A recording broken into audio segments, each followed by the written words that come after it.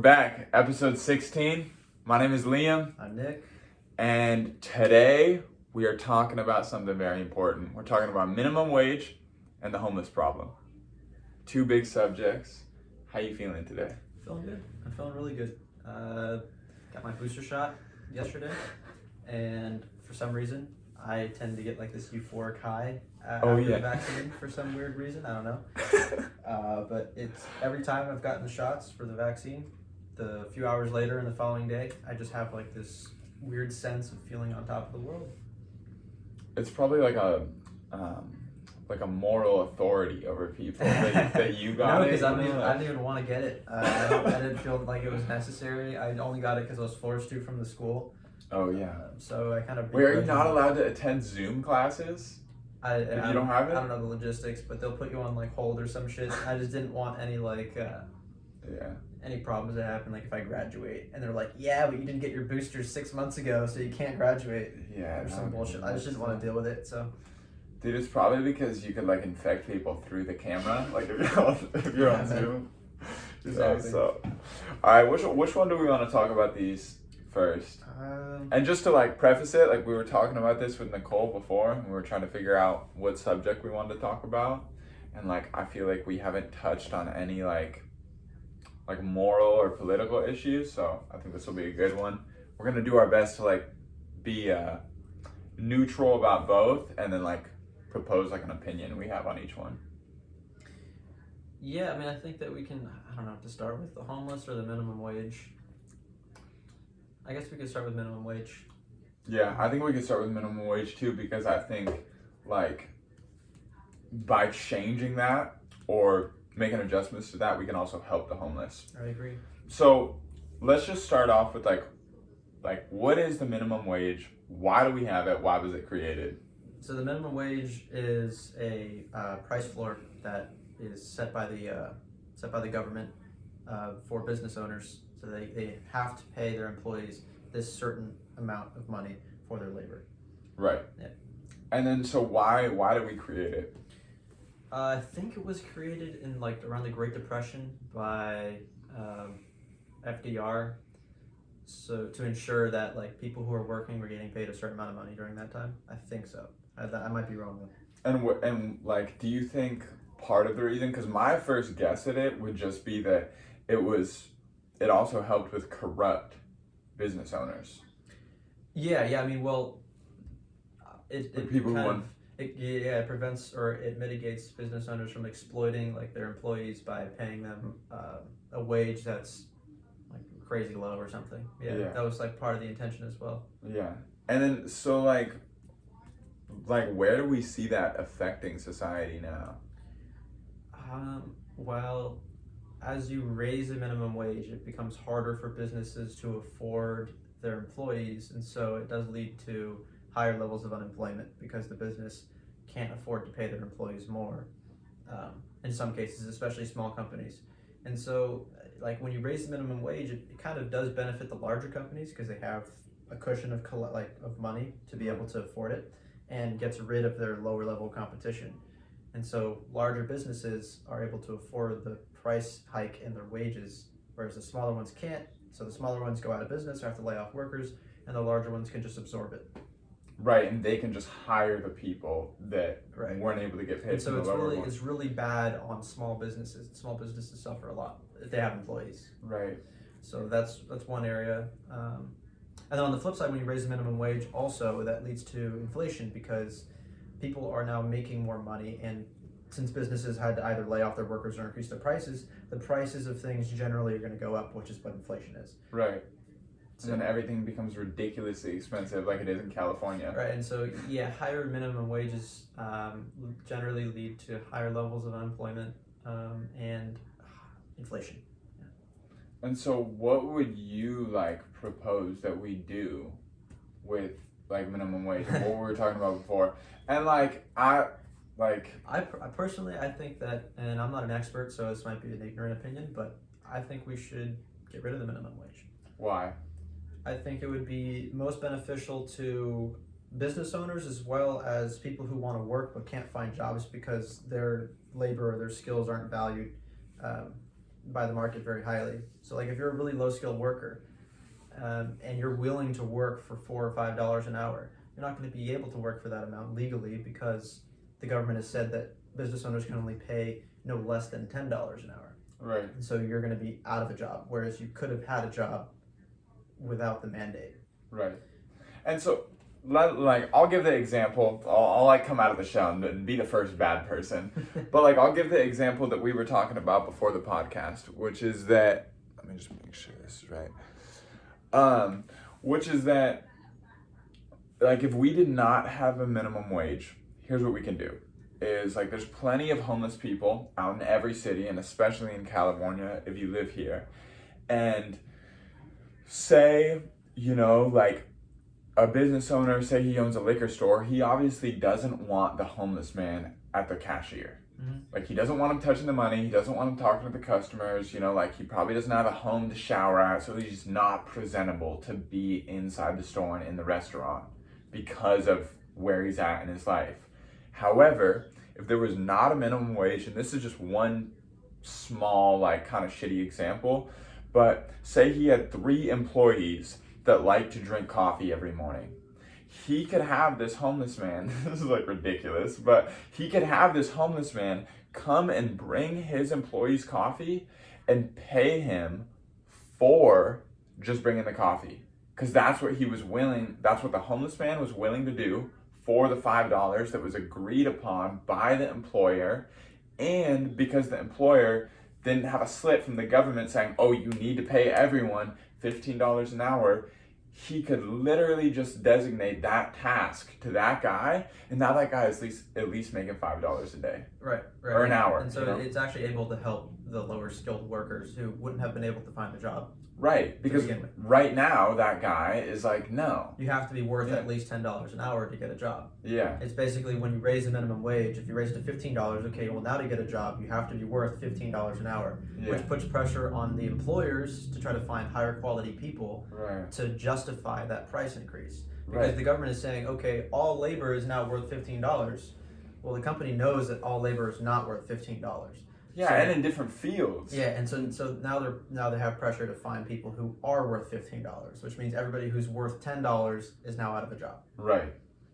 Yeah, and they don't have a position. So I'm going to kind of read through some of this. I wrote an essay a while back on minimum wage. It's titled "Why Most Economists Oppose Raising the Minimum Wage," which is true. Most people who study the economy oppose raising the minimum wage. Right. I'll just read like a few sentences here and there, and then it might spark some like discussion. Yeah. So, according to the laws of supply and demand, price floors and price ceilings, such as the minimum wage and rent control, result in a deviation from the equilibrium voluntary exchange price and market clearing quantity.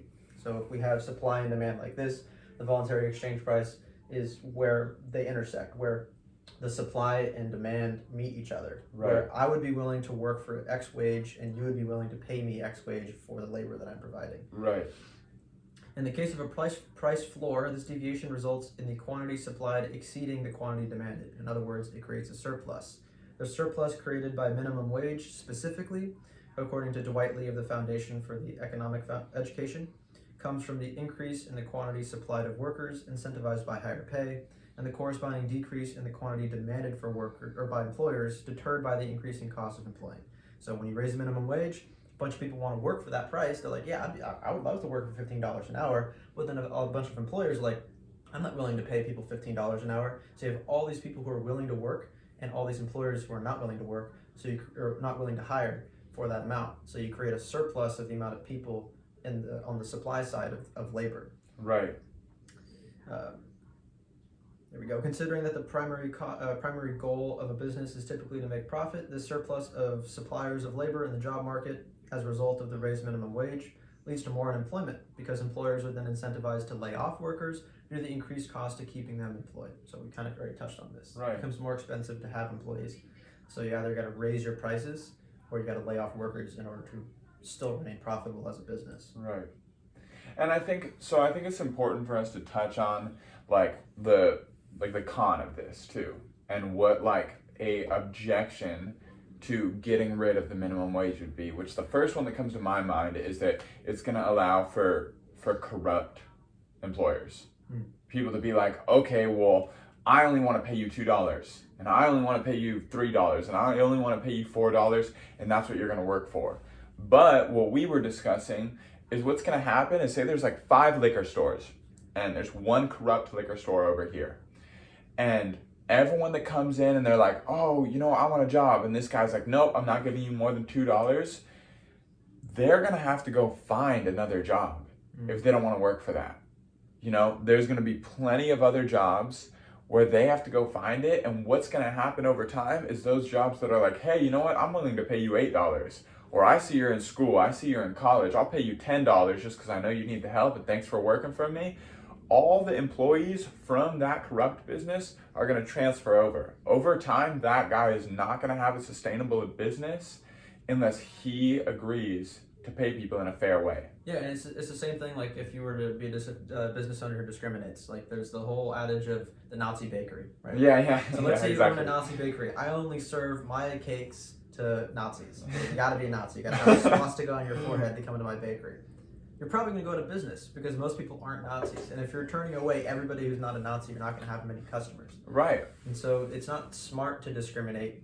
Like the only color you should see in business is green, as they say. Yeah. Right.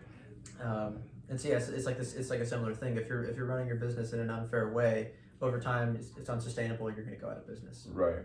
There are some exceptions. So I think that the government should be somewhat involved, because then there's the issue of there's 5 liquor stores and they all coerce with each other. They're all like, okay. Yeah, like if it's a small town and there's literally only 5 liquor stores. Yeah, they're like, okay, we're going to fix our prices at this amount. They can do that to the customers as well, because okay, if you want to buy alcohol, it's $100 a bottle. Where else are you going to get alcohol? Yeah. So they have this little oligopoly that they got going on. Yeah. They can also do that for the price of labor. They can say, well, everybody needs jobs. There's a limited amount of jobs in the market, and either you take the $2 an hour we're going to pay you, or you leave. And so that would create a problem for the people in the job market there. Right. And so I think that the role of government would be to be like, hold on a second, you guys can't coerce and basically strong arm our public by fixing prices of what you're selling or how much you're paying your employees. How do you think the government could manage something like that? Well, we already have laws like that. You can't price fix. Yeah. You can't create a monopoly. Right. Yeah, so it wouldn't just be completely like free roam. People are just like, okay, everyone in this town is paying $2. If you don't like it, you got to get on a train to the next next city. Fun. So yeah. I will continue here. The surplus of workers willing to work minimum wage puts low-skilled workers, such as young people, at a higher risk of unemployment and makes it easier for employers to discriminate. This, in effect, hurts some of the very people the raised minimum wage was intending to help, low-skilled workers and minorities. Right. Employers are further incentivized by the increasing cost of hiring to hire the most skilled and most qualified workers they can, if anybody at all. Right. According to the Bureau of Labor Statistics, workers under the age of 25 represent about 20% of hourly paid workers, yet they make up approximately half of those paid the federal minimum wage or less. This means that young people and other low-skilled workers who might have been willing to work for less than the raised minimum wage to begin with are unable to find jobs because of the increased cost of hiring. Thus, young people and other low-skilled laborers are at the highest risk of losing their jobs if the minimum wage is raised. Right. Also, the surplus of workers lowers the cost of discrimination on non-economic grounds in hiring for employers. Employers who could not afford to discriminate due to their open job positions not being in previously high demand would then be able to exercise their prejudice, whether race-based or any other sort, due to the increased demand for their job openings. Well, so another thought that just crossed my mind is, imagine, how the maternity leave. Like if a woman gets pregnant, she goes on maternity leave, or you can go on disability, if you get hurt. What if there was a way for you, I don't know about maternity leave because that's a lot they need to handle, but on disability, because disability isn't a whole lot of money, maybe for a certain amount of time if you have a pretty serious injury, but if not, it's really not a lot of money. So what if something happened and the employer could be like, oh, well, you can't do this hard labor job anymore, you're hurt or whatever it is, but we can offer you this position for a little bit less. Never once in my life have I ever heard anyone tell that story, but that's something that could happen here. Yeah. And I don't think that would be unfair. It would supply you with work still. Yeah, you're going to get paid in accordance with how much your labor, your contribution is valued. So if you're not able to give the contribution you were before, you might have some other skill that you can utilize. Right. And get paid for that. And it would still keep you in the job market and not just like on unemployment or on disability, probably making less than what you would be making if you were just doing a skill that paid less. Right. And another point that I want to bring up too, is that businesses already have an incentive to pay reasonable wages to their employees, which is to compete with other businesses. You want to attract the most productive, the highest skilled, the best employees, because that's how your business is going to succeed. Your business is nothing without your employees. Yeah. So you're going to want to hire the best people. In order to hire the best people, you want to pay them fairly. You also want to probably give them benefits. Yeah. So businesses who are going to succeed over time are going to be the ones who treat their employees fairly. Yeah, it's take really care of them. And so it's like naturally going to occur where those businesses are going to succeed and outcompete the other businesses who are exploiting and manipulative. Yeah. Well, it's like the lesson that you learned when you were a little kid that we talked a lot like about on like another episode, you know, that you were like this like greedy, bratty, like little kid, and something changed where you're like, you know what, for me to build a sustainable life, I need to think about caring for other people, and in turn trying to bring value and be of service and care for other people brought you the most personal success you've ever had. Business and everything else in life works the same way. Right. Like this idea of a scummy business that wants to pay everyone $0.25 per day they work, maybe they're going to be able to get away with something for a little bit, but over time it's not going to be sustainable. Well, people are going to go, no, I don't want to work here. It's the same thing with sweatshops. People complain about sweatshops because of the poor wages and poor working conditions. But oftentimes, more often than not, these sweatshop jobs are better than any other job in the area. That's why people flock to them in those countries. You open up a sweatshop in Bangladesh, it's going to be paying more than any other job there. It's going to be safer than farming, more than likely. Yeah. And so that's why people work there. Yeah, it's disastrous and people die and they're probably being exploited, but it's the beginning process of industrializing. You got to go through these kind of phases. Right. Just as we did in the United States. We basically had sweatshops for a while. Yeah. Yeah. But yeah, eventually you industrialize, you modernize, and then people are able to acquire higher paying skills and start demanding. This is a problem we're seeing in China. China's having a problem because they're primarily like an industrial country. They make a bunch of shit. They have tons of factories. We know that because we buy everything and it's all made in China. Yeah. Well, they're having an issue because their population is growing older, so they don't have as many workers who are able to work in those factories. But those workers are also, the middle class is growing.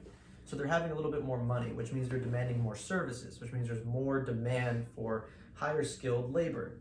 Right. And so that's why they're kind of outsourcing. They're trying to build up a manufacturing base in Africa.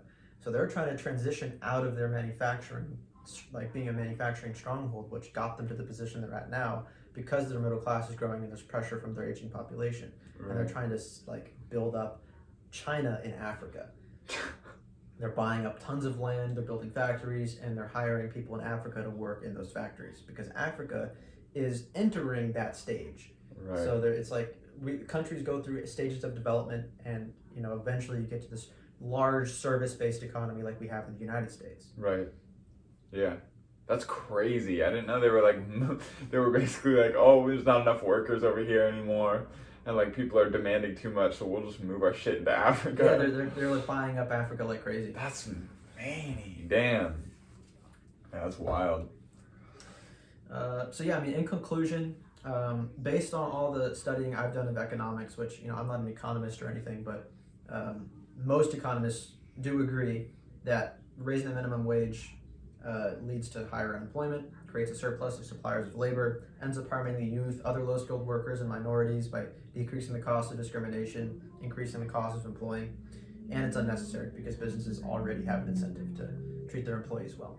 Right, and I think the biggest argument for like maybe even getting to the idea of getting rid of minimum wage, which like would never happen overnight, but is that when I started working 5 years ago, like I'm 21 now, when I started working, I was getting paid like 10 something. Mm-hmm. And I just heard the other day that now it's at $16.75 or $16.25, when I work in Palo Alto. So obviously what we're doing is not working. Yeah. Like, it's not working. We keep raising it, and there's still a ton of people who can't work, and there's still people who are out of jobs, and there's still people getting laid off. So nothing changes if nothing changes. Right.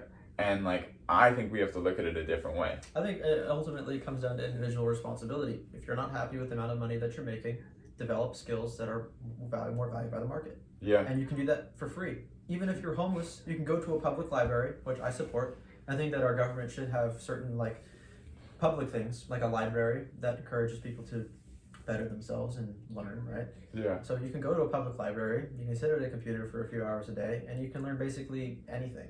Yeah. Like, it's kind of the great equalizer of our time is the access to information that we have. Yeah. You want to learn how to drop ship from your library computer?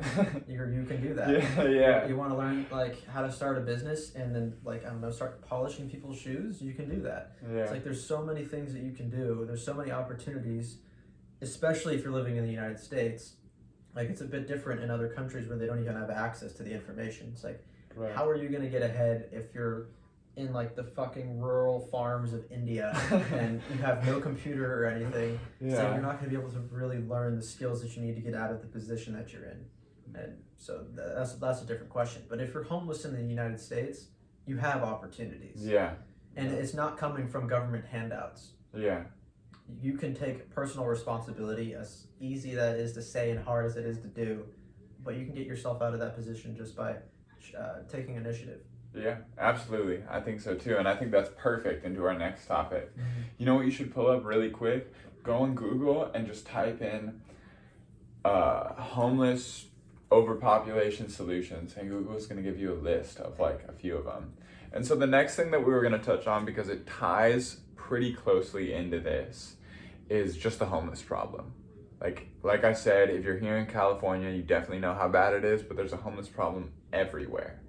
There's plenty of homeless people, whether that's like from addiction, from mental illness, from some disaster, anything. Like, there's a problem with a bunch of people who don't have a job, don't have a home, and like are in turn holding back society. And not that they're just burdening society, like that's not the way I want to phrase it, but they could be contributing, and together we could all be stronger and have a better community. Yeah, I mean, well, there's different.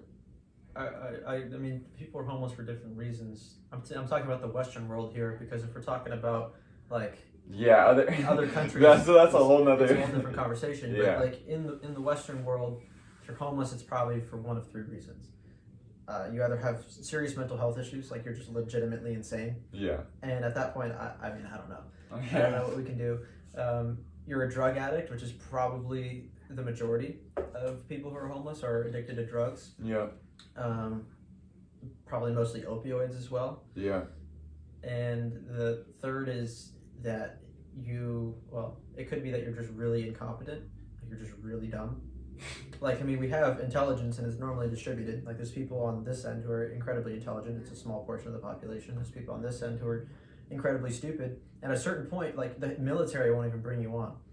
I think it's like if you have an IQ under 85 or something, they don't even admit you. So what do you do? Yeah. What do you do? Yeah, damn, I don't think I've met anyone like that yet. I'm trying to. Well, you probably also haven't met anybody who has an IQ of 170. Yeah. It's the same reason. But yeah, there's people who just are really dumb. And that's unfortunate. It's like, I think your IQ is like 50% genetic. There's not much you can do about it. Yeah. So there's that. But it also could be, instead of being really dumb, you might just be in a bad place mentally without having an actual illness, where you don't have a good mindset. You see yourself as a victim. You're not willing to take initiative over your life and take responsibility. I would just say like a bad upraising. Yeah. I think that's like I think that's kind of the third category besides addiction and mental illness. Mm-hmm. Is like if you were just raised with a bad mindset and a bad way of like seeing the world and just a shitty perception, like it's not going to take you good places in life. You know, like we talk about on here, like we talk about a lot of positive stuff, you know, how you can build a better business, how you can like better yourself. And like both of us are very blessed to have that. And we also worked a little bit, right? You know, to have that and think that way. Most things that's a mindset you can cultivate. like at any time. Yeah. So that's like something you can actually do to help somebody. Yeah. Which is what I would encourage. Like helping homeless people in that way would probably be a good thing to do, is to change the way that they think about themselves and the world. That would probably help them. Anybody who's impoverished or in a struggling situation would benefit from a better mindset. Yeah. There was one other class of or one other cause behind homelessness that I was thinking of. What the fuck was it? I forget what it was. Yeah, I'm blanking. Yeah, maybe it'll pop back up. Yeah, it'll pop Do you have the solutions that like the couple of big ones that people suggest? So let's just just name them all off and we'll talk about them. Well, there's housing, there's healthcare, there's building career pathways, there's making it like fostering education connections, there's crisis response systems, reduce criminal justice involvement, building partnerships. And I mean, the last one is just to prevent homelessness, which would be like preventative measures, which I think would probably be the best mechanism, actually. Yeah. To just prevent the problem from happening to begin with. Starting with drugs. How do you prevent like drugs? It's a good question. Yeah. So, okay. So we're a fuck big pharma type of show here. Like, big pharma. Like, I wanna watch with you and Nicole the documentary on Oxycontin. And I think it's on Netflix, and I think it's called Dope. Don't quote me on it, anyone watching this, but go find it. It's on Netflix. I think a huge problem that we see with addiction, which is one of the leading causes in homelessness, is just like opiates in pharmaceuticals. Right. Like when Oxycontin came out, like it was nuts. Like doctors were just handing it out like candy because they're like, oh, it's a miracle drug, you know, like it helps people, and there's so much conspiracy behind it. And there's so much corruption and bad intention, and like that's a whole nother episode. But part of it is that I remember the last class of homeless person is just the unfortunate, unlucky. Like, literally, like just fucking totally unlucky. You get a medical illness and you're just like, I don't know, you're fucked. You can't work. Yeah. You can't afford your medical bills, or like, yeah, you're just having a stroke of just unluckiness, and that puts you in a bad position. That's probably a very small portion of the people who are actually homeless, though. Yeah, but they are still out there, you know. And yeah, so I think with addiction, it definitely comes from pharmaceuticals. A lot of it comes with pharmaceuticals, and the other half comes from mental illness. But the thing that I want to touch on really quick about all these, the biggest argument against all these measures that you see from like more radical people is that like it's taking from tax dollars. That's like what people will say, like, oh, like, you know, like we're just going to dump more money into this thing and into this solution that's not going to solve any problems, and I don't want to do that. And they might be right, but what I think is a better way to look at it is what we were talking about before, is there's only so much help that you can give to people. Yeah. Like if people are in a bad position, like there's only so many rehabs you can send someone to. There's only so much counseling, so much housing. Like, do you give another 2 years of free housing after they've already had 4 years? Like, where's the line? Well, there's also, and this is the argument that I would prefer to take, I agree with you in a lot of ways, is it the government's role, and would they be able to do it most efficiently? I think the answer is no. I think that the government should kind of stay out of like social welfare type stuff, mostly because they're not going to be able to do it well. Yeah. Because they're notoriously inefficient. Yeah. And like, I think the United States is the most charitable country in the world. But as you start taxing people more and more in order to fund social welfare programs, they have less money to be charitable with. And if they were charitable with their own money, it would probably be used more efficiently, exploited more effectively, or employed more effectively. So they would be able to actually help more people with their money than by giving it to the government who misuses it. Yeah. So it's like if you wanted to be a charitable person, you gave all your money to this charity, and they just fucking squandered it and wasted it all. It's like instead there are actual like organizations of people who really care about and are empathetic of like people who are struggling, and they're able to effectively help these people. Right. So instead of just taxing more money and being like, oh, we're just going to dump it over here because we don't really care, but we just kind of want to help, we let you keep more money, and at the end of the day, the people that are charitable, they're going to go find out where those organizations are. Or build them themselves. Yeah, or build them themselves and actually be able to help people rather than just being like, oh, yay, our government's throwing money somewhere and like we hope it's going to a good cause. Yeah, and it's like most of the money is just being used very inefficiently because government doesn't have incentive to use their money efficiently. Right. Because they can just raise their taxes. And there's no accountability within government, virtually no accountability.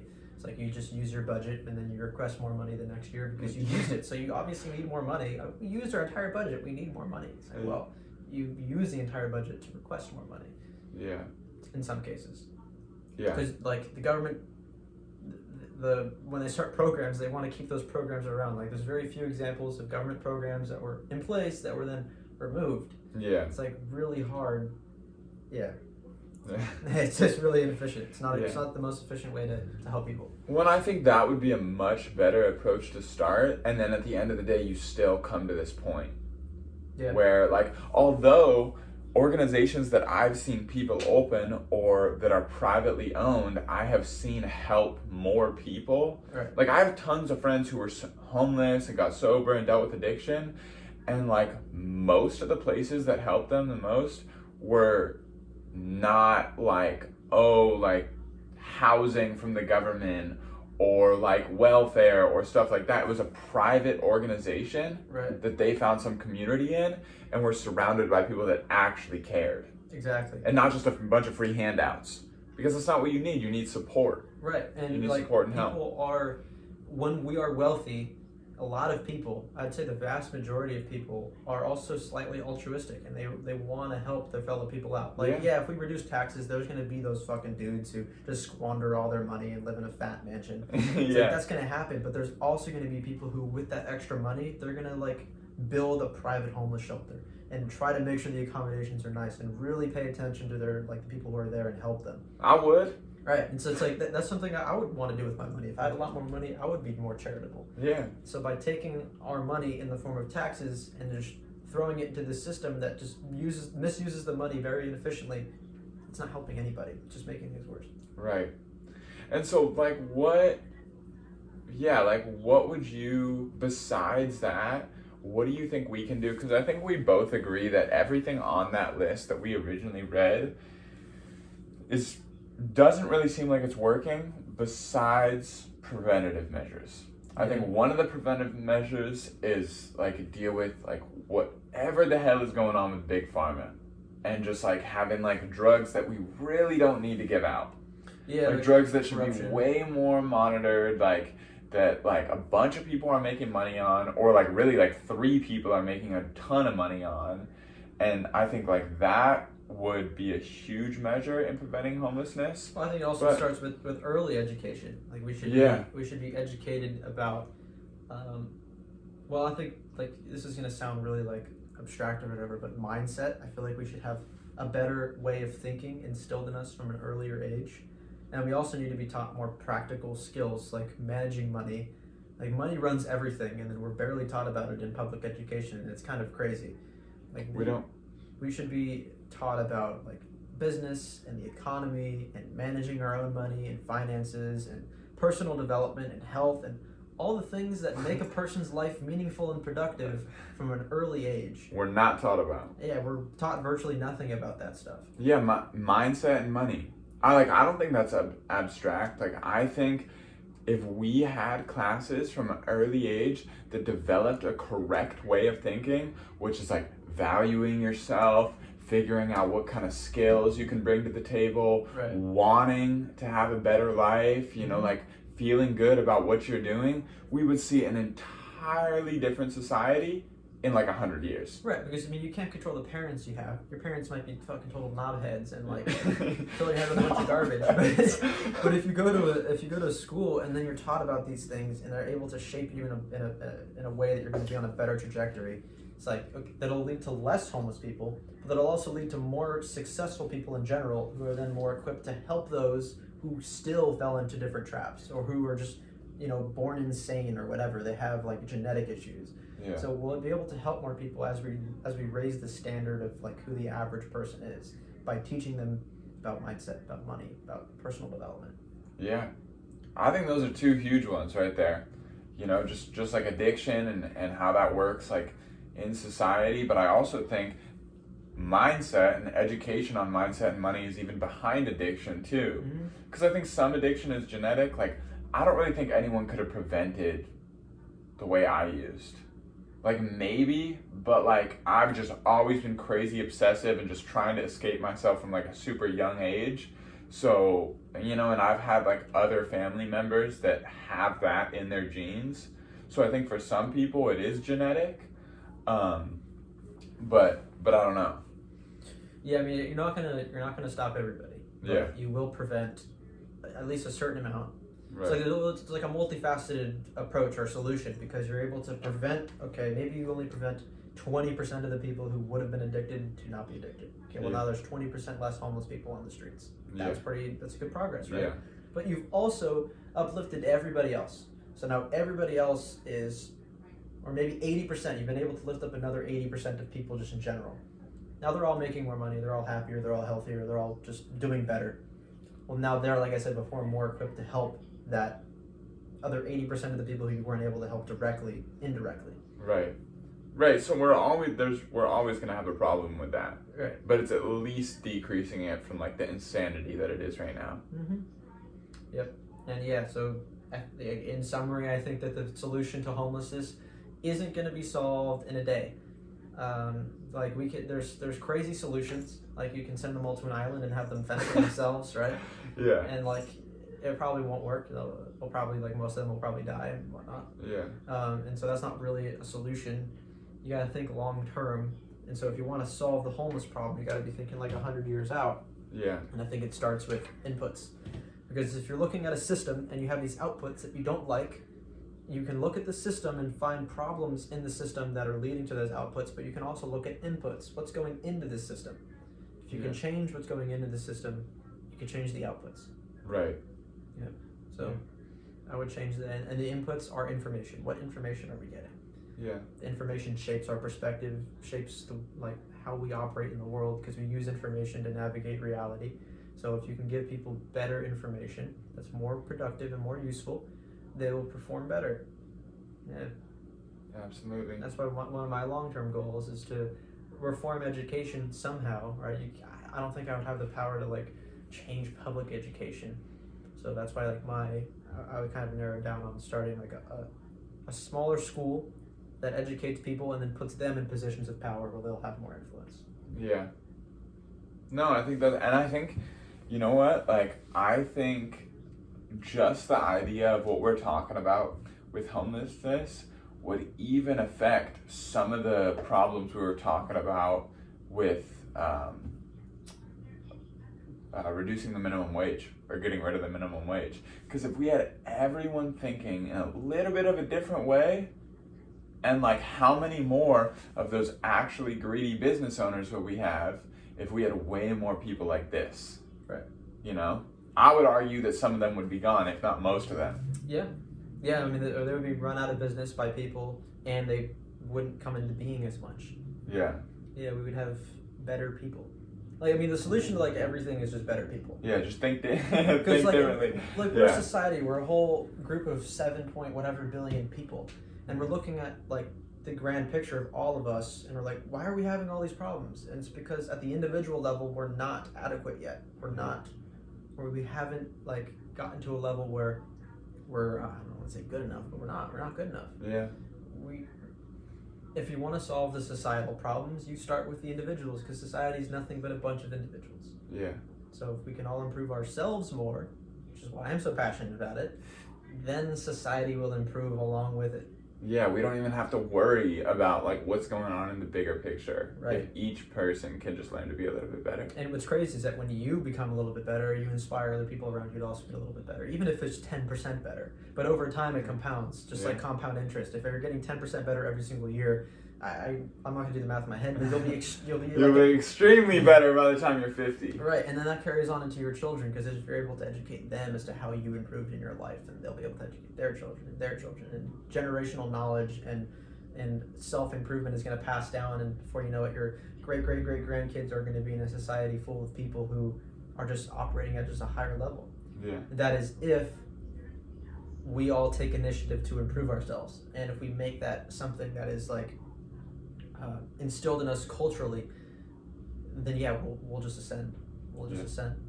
But we're kind of moving in a different direction now. We're kind of moving into an acceptance and tolerance era, where we're tolerating our insufficiencies and we're accepting ourselves for our shortcomings, and that is going to lead, if that continues, it's going to lead to disaster. Right. You need to wage war on your insufficiencies. Absolutely.